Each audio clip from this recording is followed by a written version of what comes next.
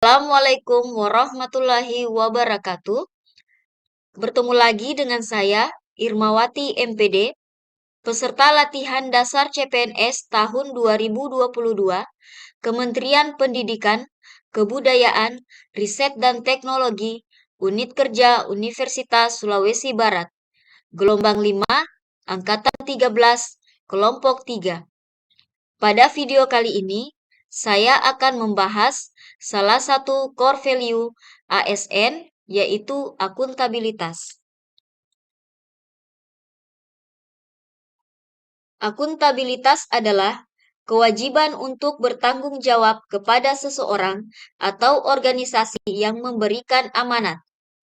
Dalam konteks ASN, akuntabilitas adalah kewajiban untuk mempertanggungjawabkan segala tindak dan tanduknya sebagai pelayan publik pada atasan, lembaga pembina, dan lebih luasnya kepada publik. Aspek-aspek akuntabilitas. Pertama, akuntabilitas adalah sebuah hubungan. Artinya, hubungan dua pihak antara individu, kelompok, institusi, dengan negara dan masyarakat. Kedua, akuntabilitas berorientasi pada hasil. Artinya, hasil yang diharapkan dari akuntabilitas adalah perilaku aparatur pemerintah yang bertanggung jawab, adil, dan inovatif. Ketiga, akuntabilitas membutuhkan adanya laporan. Laporan kinerja adalah perwujudan dari akuntabilitas. Dengan memberikan laporan kinerja, berarti mampu menjelaskan terhadap tindakan dan hasil yang telah dicapai oleh individu atau kelompok atau institusi, serta mampu memberikan bukti nyata dari hasil dan proses yang telah dilakukan. Keempat, akuntabilitas memerlukan konsekuensi. Akuntabilitas menunjukkan tanggung jawab menghasilkan konsekuensi. Konsekuensi tersebut dapat berupa penghargaan atau sanksi.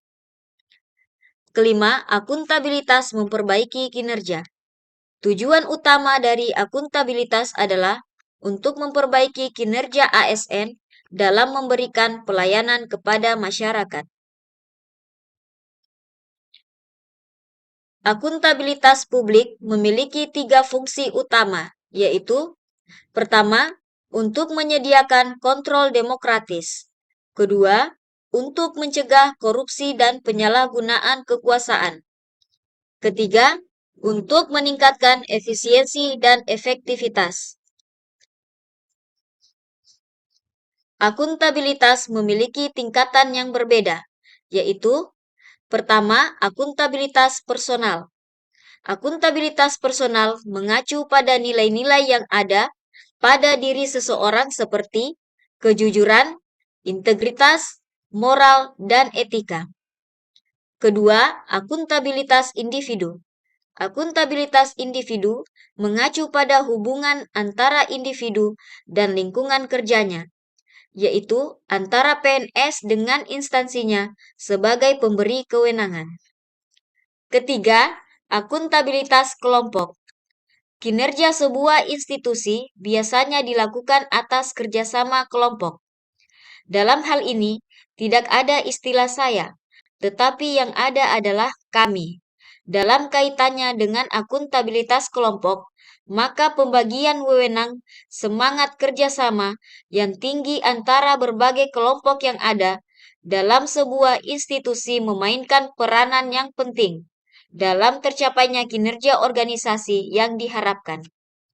Keempat, akuntabilitas organisasi. Akuntabilitas organisasi mengacu pada hasil pelaporan kinerja yang telah dicapai, baik pelaporan yang dilakukan oleh individu terhadap organisasi atau institusi, maupun kinerja organisasi kepada stakeholder lainnya. Kelima, akuntabilitas stakeholder. Stakeholder yang dimaksud adalah masyarakat umum, pengguna layanan, dan pembayar pajak yang memberikan masukan, saran, dan kritik terhadap kinerjanya. Jadi, akuntabilitas stakeholder adalah tanggung jawab organisasi pemerintah untuk mewujudkan pelayanan dan kinerja yang adil, responsif, dan bermartabat. Mekanisme akuntabilitas. Pertama, akuntabilitas kejujuran dan hukum. Akuntabilitas hukum terkait dengan kepatuhan terhadap hukum dan peraturan yang diterapkan. Kedua, akuntabilitas proses. Akuntabilitas proses terkait dengan apakah prosedur yang digunakan dalam pelaksanaan tugas sudah cukup baik dalam hal kecukupan sistem informasi akuntansi, sistem informasi manajemen, dan prosedur administrasi. Akuntabilitas ini diterjemahkan melalui pemberian pelayanan publik yang cepat, responsif, dan murah.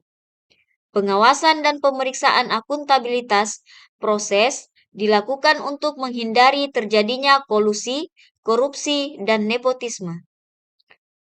Akuntabilitas program. Akuntabilitas ini dapat memberikan pertimbangan apakah tujuan yang ditetapkan dapat tercapai dan apakah ada alternatif program lain yang memberikan hasil maksimal dengan biaya minimal. Keempat, akuntabilitas kebijakan. Akuntabilitas ini terkait dengan pertanggungjawaban pemerintah atas kebijakan yang diambil terhadap DPR atau DPRD dan masyarakat luas.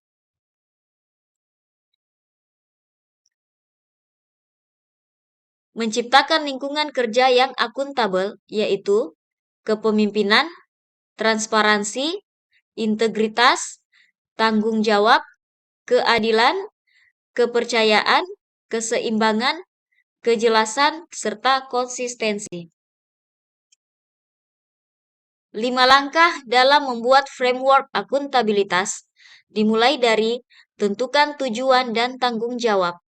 Kemudian, rencanakan apa yang akan dilakukan untuk mencapai tujuan. Selanjutnya, lakukan implementasi monitoring kemajuan. Selanjutnya, berikan laporan secara lengkap.